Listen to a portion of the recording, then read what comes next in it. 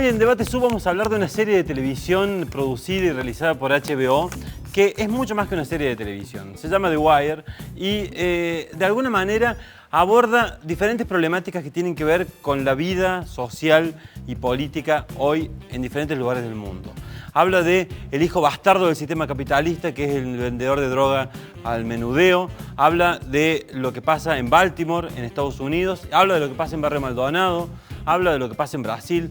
Habla de una trama que es una trama social, una trama política, una trama económica y una trama vinculada al narcotráfico. Un gran programa para que usted vea después una serie que le va a enseñar mucho sobre lo que vivimos hoy y lo que sufrimos hoy. What's up with Shop? No re-up. Why not? Cuz we got a red cat. They say we have a new package tomorrow. New package. Yeah. Yeah, man, this week I stepped on shit we got out here. Get these fiends agitated. Well, look at them. They still buying it, though. Yeah, they buying twice as much and only getting half as high. Yo, what was that? Castle can't move like that. Yo, Castle move up and down or sideways like. Nah, we ain't playing that. Man, look at the boy playing checkers. Checkers? Yeah, checkers. Yo, why y'all playing checkers on the chess set? Yo, why you give a shit? Man, we ain't got no checkers. Yeah, but yo, chess is a better game, yo. So? Nah, hold up. Y'all don't know how to play chess, do you? So? So nothing, man. Look, I'll teach y'all if y'all want to learn. Come on, man. Nah, come on. Right in the middle of the game, Calm yo. down, chill out. I want to see look, this. Y'all can't be playing no checkers on no chessboard, yo. All right, man. Now look, check it. It's simple. See this? This the kingpin, all right? And he the man. You get the other dude's king, you got the game. But he trying to get your king too, so you got protected. Now the king, he move one space any direction he damn choose, cause he's the king. Like this, all right? But he ain't got no hustle. But the rest of these motherfuckers on the team, they got his back. And they run so deep, he really ain't gotta do shit. I like your uncle. Yeah, like my uncle. And you see this? This the queen. She smart, she fierce. She move any way she want, as far as she want. And she is the go get shit done piece. Remind me of Stringer. And this over here is the castle.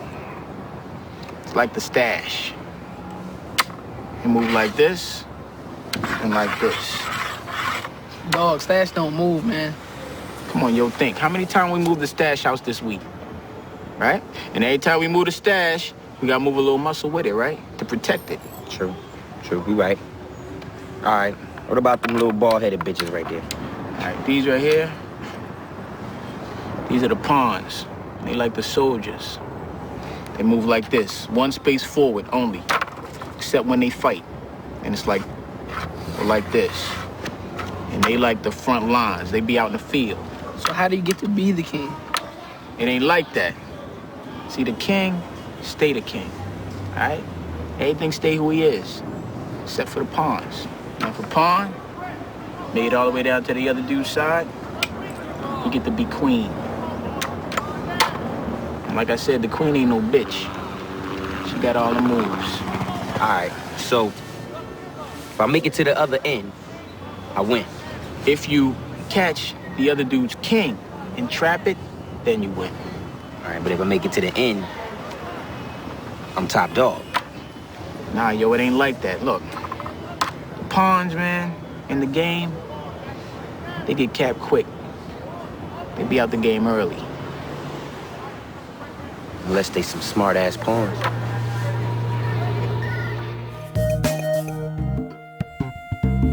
Bueno, lo que ustedes acaban de ver es quizás la explicación de cómo se juega el ajedrez, pero detrás de eso es una explicación que claramente se podría utilizar para explicar cómo se maneja la venta de droga al menudeo en Barrio Maldonado, en Barrio Miralte, en Colonia Lola, en cualquier lugar de Argüello, en cualquier lugar de la zona norte de la ciudad. ¿Por qué? Porque ahí vemos a dos peones o a tres peones del narcotráfico, tratando de entender un sistema que los pasa por encima todo el tiempo y que termina teniéndolos a ellos siempre como víctimas. Vamos a hablar un poco de esta serie y tratar de entusiasmarlos con verla, pero además de ver esa trama que hay detrás que habla de estas sociedades donde vivimos hoy. Para hablar de ello, estamos con Juan Pablo Duarte, que es magíster en psicoanálisis y que hiciste una tesis sobre esta serie. Así es, así es. ¿De qué se trató la tesis? La tesis se llama La dimensión social del síntoma en la serie de televisión The Wire, y de alguna manera intenta leer desde el concepto de síntoma, que es un concepto forjado en la experiencia analítica, que es de naturaleza. ¿Vos sos psicoanalista? Yo soy psicoanalista.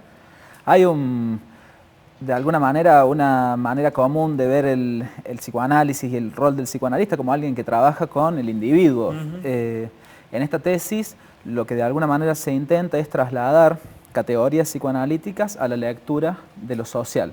Porque en definitiva lo que un psicoanalista hace en el consultorio es leer lo que sucede en su época a través de un sujeto particular. Por eso el psicoanálisis sirve para la lectura de estos fenómenos, y The Wire es justamente una de las series que a mi entender mejor ilustra lo que es el contexto del lazo social actual, al menos en Occidente. O sea que si bien es una serie que se dedica a una ciudad, que es Baltimore, de alguna manera lo que sucede en esa ciudad es un reflejo de lo que sucede en muchas metrópolis y en muchas pequeñas ciudades del mundo. Así que me pareció que era un objeto que permitía de alguna manera hacer progresar la teoría a través de su interrogación, digamos.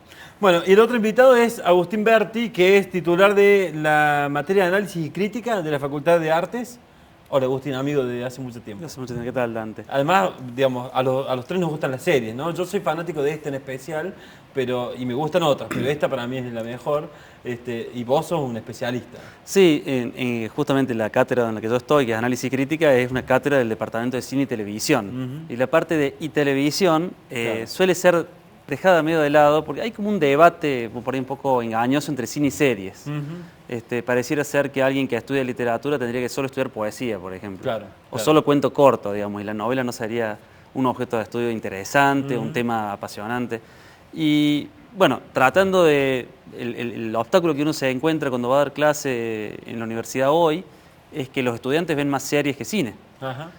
Y es fácil caer en oposición a las series están matando el cine, o genera una serie de tramas inútiles, y quizá esa comparación es engañosa, y quizá pensar las series como un síntoma de otra cosa, como un emergente de un nuevo tiempo, unas narrativas de una complejidad que hoy nos está abrumando y no sabemos cómo darle sentido a este nuevo mundo que va a una velocidad que nos excede, y creo que en las series se puede intentar, en particular esta serie que vamos a hablar hoy, The Wire, en tratar de entender distintas claves de la realidad que necesitamos mucho tiempo para procesar, que necesitamos masticarlas de una manera más lenta, y quizá la hora y media, 2 horas de una película no sea el vehículo más efectivo para analizar algunos problemas particulares. Esto no quiere decir que el cine me deje de gustar, por supuesto, hay grandes películas que también condensan los problemas de nuestro tiempo, pero creo que las series permiten otro tipo de abordaje justamente en particular una serie tan realista como esta, ¿no? Bueno, si me ayudan los dos para que la gente que está viendo y que no termina de entender por qué hacemos esto, voy a contar más o menos de qué se trata la serie. Ustedes ayúdenme, corríjanme si me equivoco.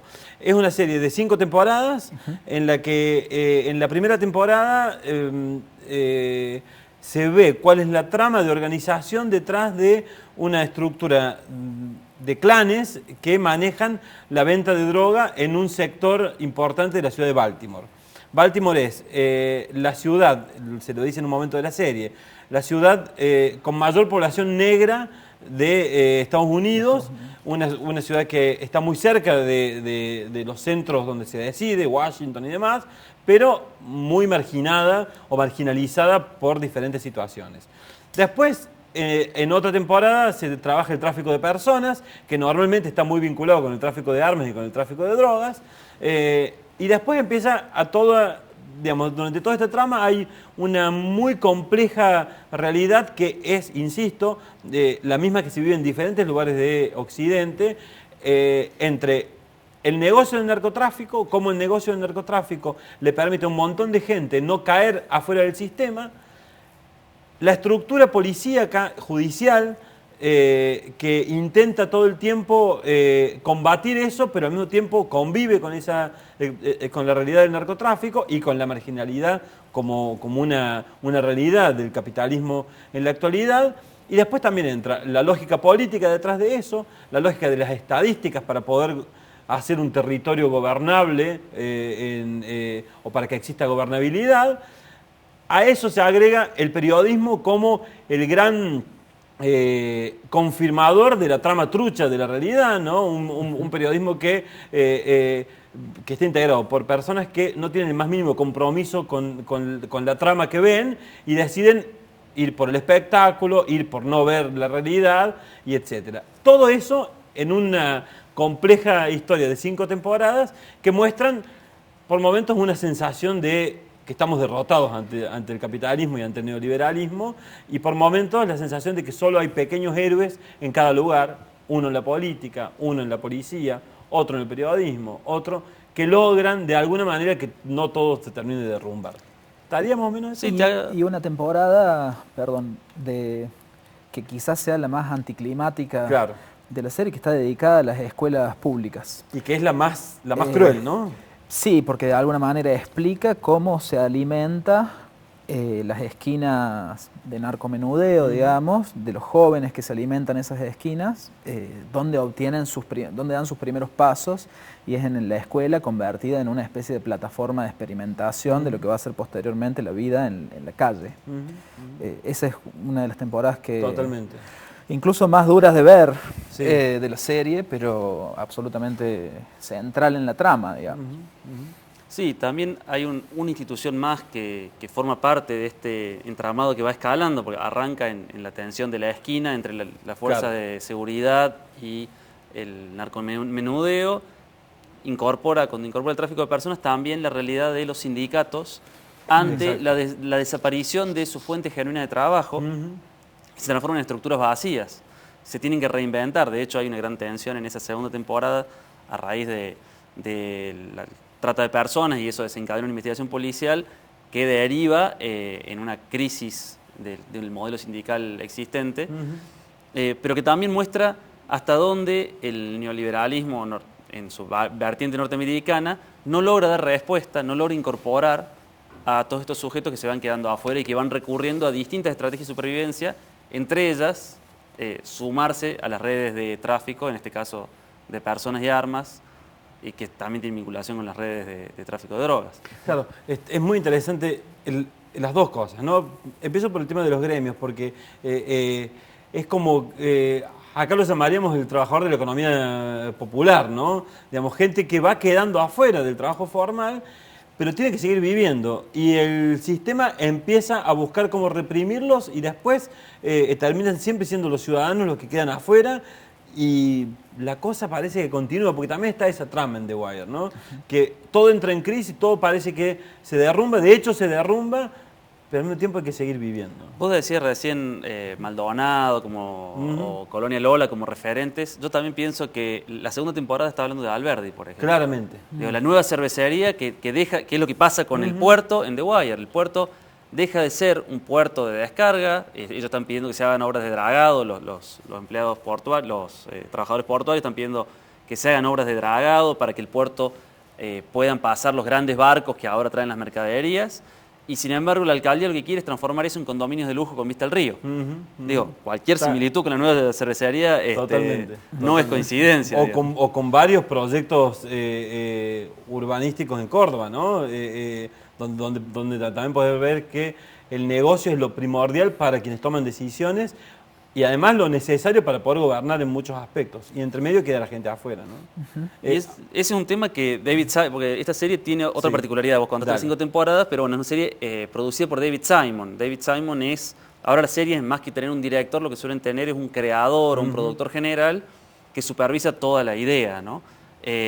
Y bueno, esta es una serie de HBO que por eso se puede dar el lujo de tener una narrativa bastante más adulta en general y exigente que otras series más livianas quizá. Y David Simon también tiene otras series parecidas, Treme es otro ejemplo, sobre la organización del carnaval en Nueva Orleans justo después del desastre de Katrina. Y el fenómeno es el mismo, la gentrificación de la ciudad, el intento de transformar barrios populares en barrios que puedan ser cooptados por la especulación inmobiliaria.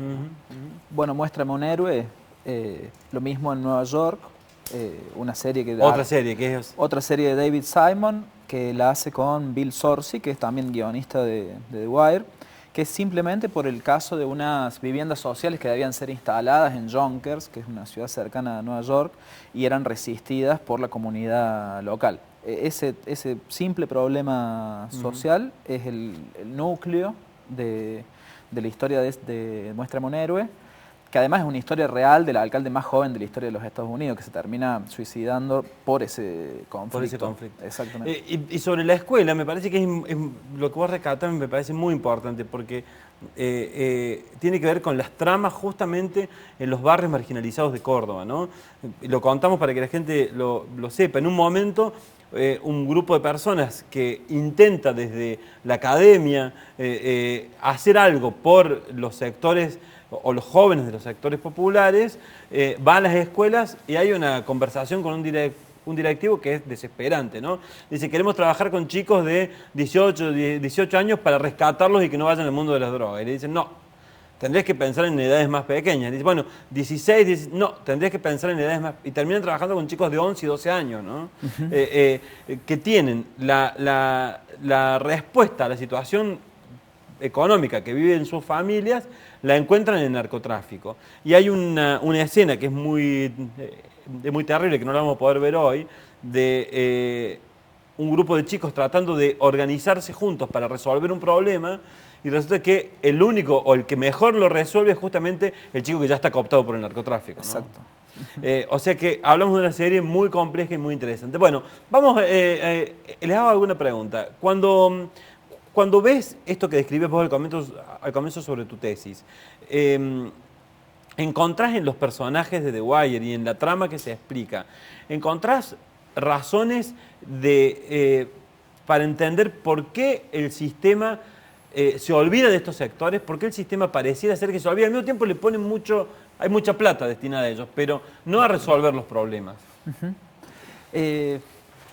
A mí me parece que The Wire tiene una cosa apasionante que también lo tienen otras ficciones, quizá no al nivel de The Wire, que es que cuando uno ve una imagen, como ser lo que hablábamos recién de los procesos de gentrificación, cuando uno ve una gran nueva urbanización en un lugar de barrios populares, tiene que tratar de pensar en lo que queda fuera de ese plano. En qué se ha corrido de ese lugar para ubicar eso. The Wire me parece que es una serie que pone el ojo ahí, en la imagen construida muchas veces a través de la manipulación estadística o al gobierno estadístico de las instituciones, o sea, construir imagen política e institucional a partir de estadísticas. En The Wire son la mayoría falsas.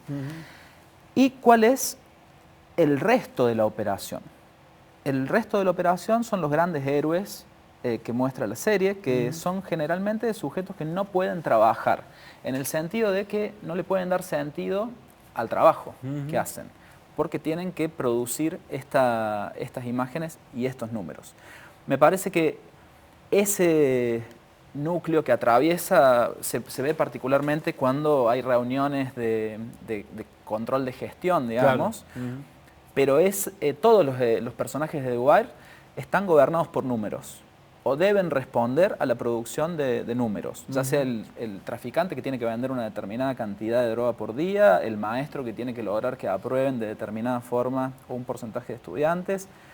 Y lo que muestra la serie es cómo eso, de alguna manera, rompe el lazo de un sujeto con su trabajo, que es quizá el mayor núcleo en la identificación de un sujeto. Lo que a uno le da lugar en una ciudad muchas veces es el trabajo. El control excesivo y la evaluación intensiva que muestra The Wire rompe ese lazo, y lo que muestra la serie es qué hacen los sujetos sin ese lazo. Algunos se dedican a producir números y otros intentan ir contra esta lógica que generalmente fracasan en el marco de la serie, digamos. Pero es muy interesante eso, porque además tiene que ver con lo que se vive hoy, ¿no? Digamos, pareciera ser, y se ve muy claramente en la serie, que para poder llevar adelante, para que el poder pueda llevar adelante cualquier situación, cualquier proyecto, cualquier política, necesita manejar los números, ¿no? Y entonces necesita manejar las estadísticas de homicidios, necesita manejar las estadísticas de pobreza, necesita manejar las estadísticas de indigencia, necesita manejar que no haya tanta gente preocupada en la calle. Y es muy similar a lo que nos pasa hoy en estas ciudades donde vivimos, bajo estos gobiernos que no pretenden cambiar las cosas, sino justamente tener las cosas lo más tranquilas posible. Mientras se pueda producir o inventar inclusive información que sostenga esa tranquilidad, todo va a ser llevable. Nada va a cambiar, todo va a seguir igual y se puede pensar en un mañana, digamos. Hay dos psicoanalistas que los menciono porque ambos participaron de proyectos editoriales acá en Córdoba. Ajá.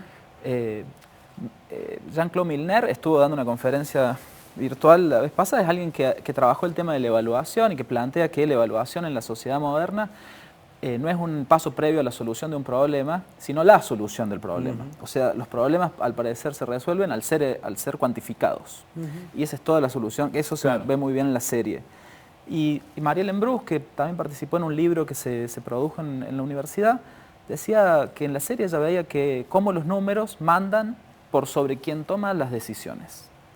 Eso pasa, es una observación muy aguda y me parece que es transversal a la serie, que no hay un sujeto con la suficiente agencia para tomar una decisión en lo político. Sí, en tanto y en cuanto no tenga números que lo habiliten. Sino que los números son lo que lo impulsan. De hecho, se ve muy bien en el alcalde, Tommy Garcetti, que pasa un poco esto, ¿no? Él pierde no es un tipo sin ideas, pero pierde cualquier tipo de posibilidad de hacer algo a partir de sus ideas. Tiene que hacerlo a partir del electorado, digamos.